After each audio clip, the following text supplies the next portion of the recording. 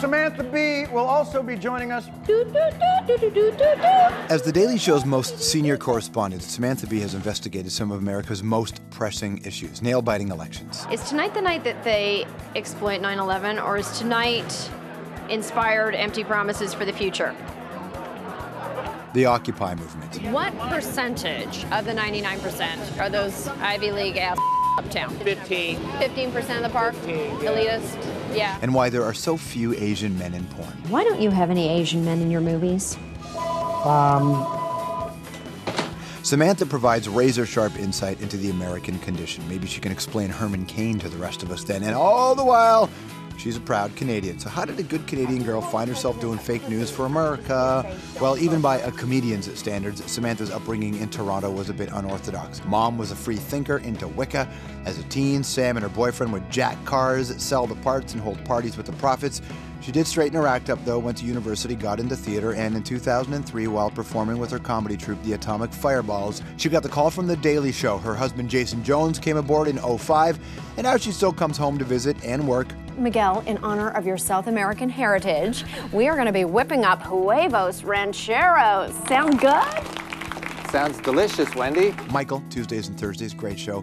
And to pick up accolades like this one, the Crystal Award for International Achievement. We're very proud of you here at The Daily Show. Heartfelt congratulations on your Canadian International Achievement Award.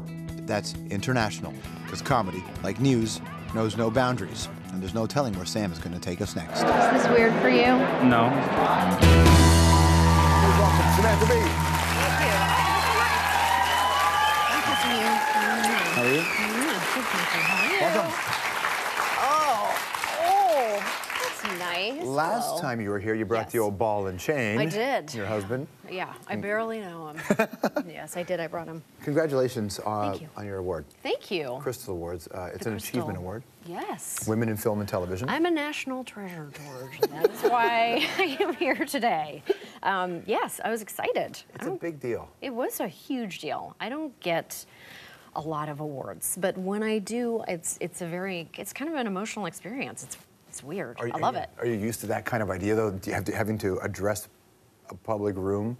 Yeah, I'm a little bit used to that, but I do get very nervous because the people, you know, particularly at an event like this, which has a lot of importance to people and it's really about mentorship.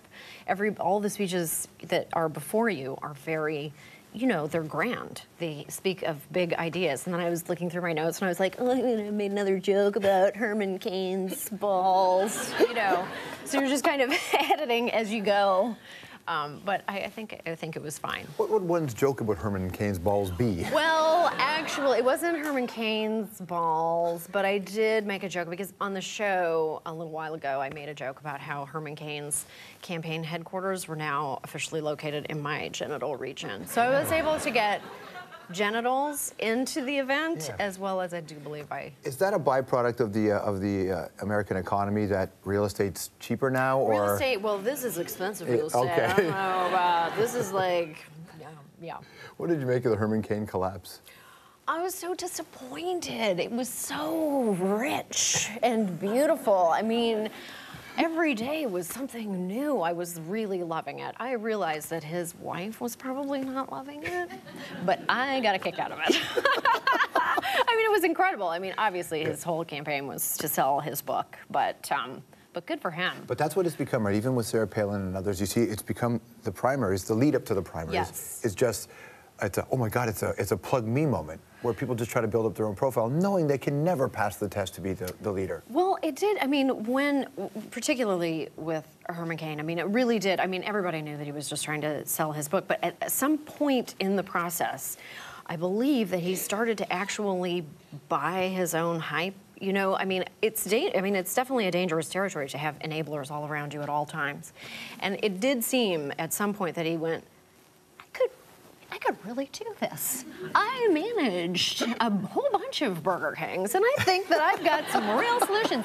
When there were no burgers and the deep fat fryer went down, I solved that problem in like under 15 minutes. I think I can do this. I am a doer. I am a doer. And, you know, he just extrapolated all those wonderful stories from his fast food franchises into the presidency. Oh my God! Think about this though. How it's impossible to, or how much more difficult it is to satire the news when the news itself is so ridiculous in the first place, and the characters are insane. It's like you just have to turn the camera on really sometimes and just let everybody speak, which is really what John is so good at. Is just finding those amazing moments and remembering. He has, you know, his mind is like a steel trap.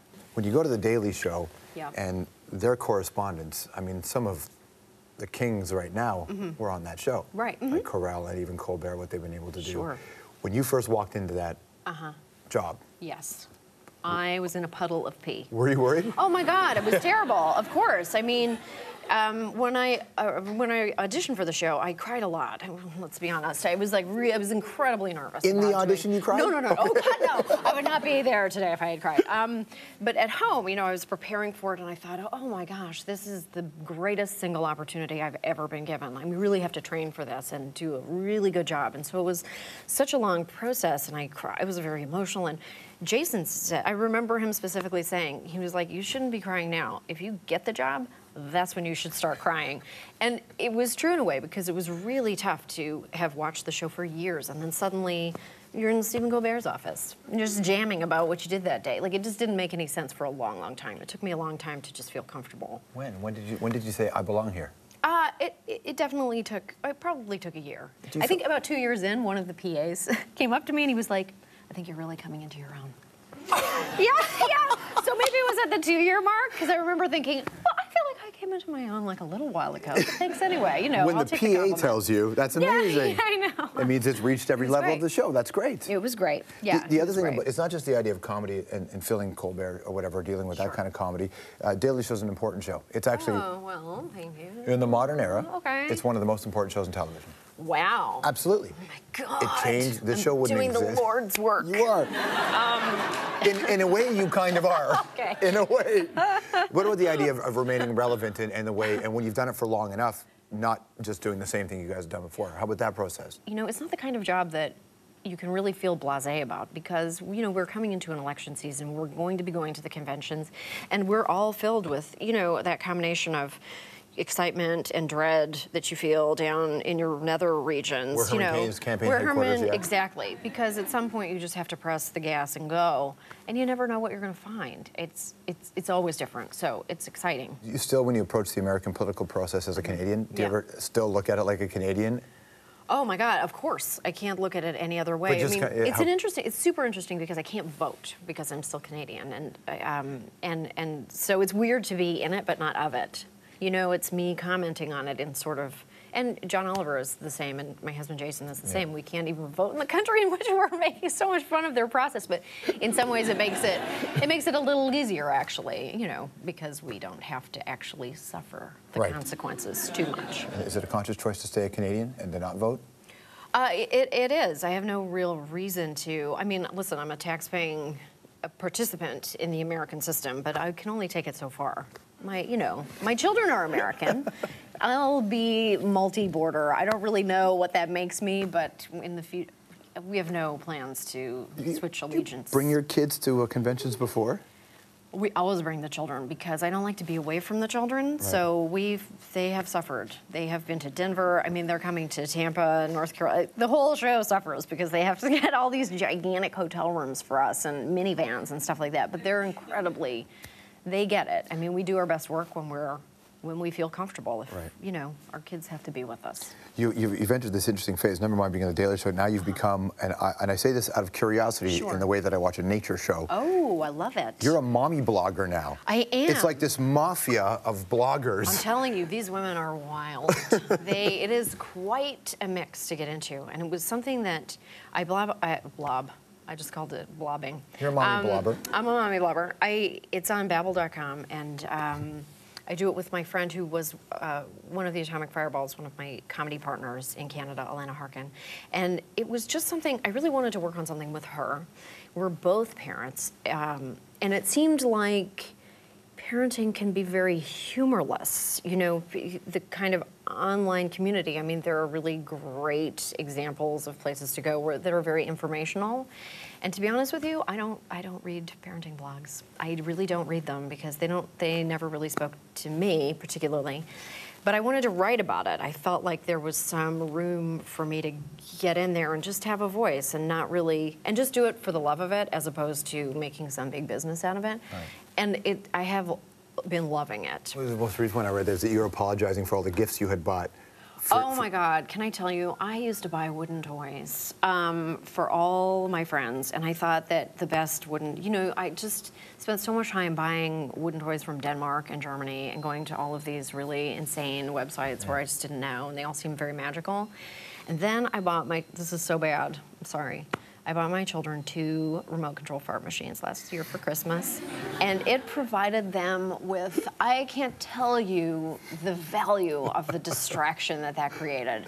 I drank coffee, I read the paper, and my kids were just off in another space fighting over the remote. It was great. So from now on, eventually I had to take the batteries out. I mean, you can't live that way forever, but it was so great for a short cacophony of electronic period farts all over your house. It's not a permanent situation. Nice. What did you make of last year's controversy that there weren't enough women on the show? Oh, it was so ridiculous to me. I mean, there are so many women who work there, and they were very, you know, they were hurt by that there was some belief that they were just all sort of sitting around taking people's notes, taking the big boys' notes. But, you know, there are incredibly hardworking, creative, contributing women all over the place. The place is just crawling with smart vaginas. So, you know... is that a new kind? Smart, yeah. Okay, curious. It's from Germany. It's a... and... So it was a silly moment, and we all got really miffed about it, and then we just sort of settled down and thought, well, you can just believe what you want to believe. I mean, nothing in television is as it would seem to be, and that's just true. Certainly. All right, stick around. We're going to come back. We'll ask Samantha about a funny. We'll do the Canadian-American thing. We'll get into that. Nice. Who's funnier? Samantha B. Jesus. When we come back. Okay.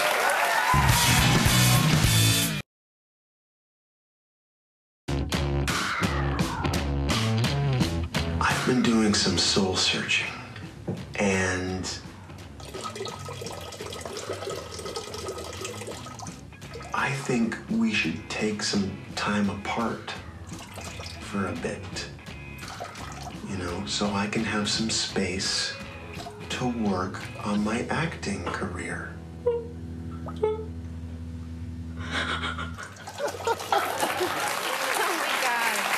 That's Samantha and her husband, Jason Jones, a show called Ham and Cheese. Mike Beaver worked, that's with you, Yes, right? yeah, they are writing partners. Another Canadian working with that We love down in the Los Beaver. Angeles. Yep.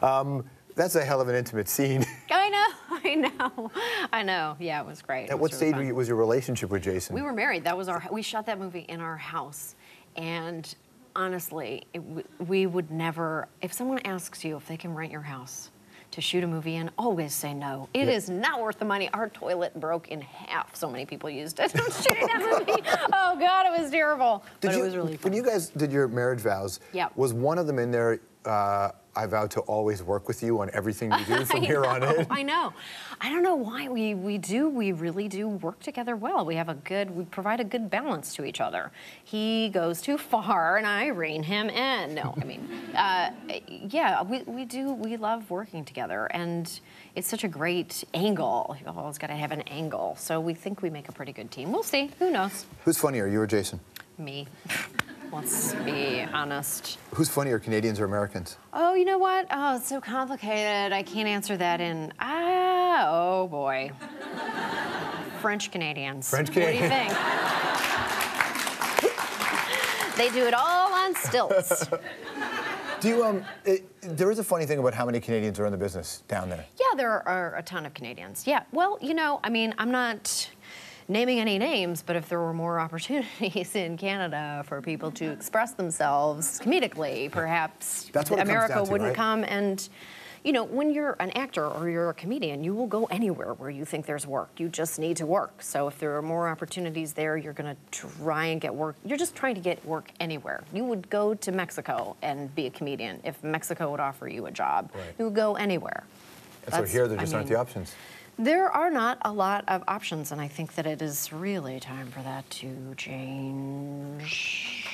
But, you know, I mean, It's hard to get an audience. I did a show called Michael Tuesdays and Thursdays recently, which I think is such a great new show. Really it's funny. So funny, and hardly anybody's watching it, and it makes me crazy. But the ratings are coming up. They're coming up, but it's just so, it's so incremental, and I really believe in that show, and I really have high hopes for it. It's a good show. It's a good show. It's one of those. So well done. I love it. Well, that's, you know, the problem is not all the networks in this country are committed to making Canadian television. Thank God they got into, I mean, I have to give kudos to the CBC for believing in that show, giving it a shot. Here you go, Samantha. She recently received the Crystal Award for International Achievement from the Women in Yes. Film and Television in Toronto, which is great. And of course, you can catch her all the time on The Daily Show with Jon Stewart.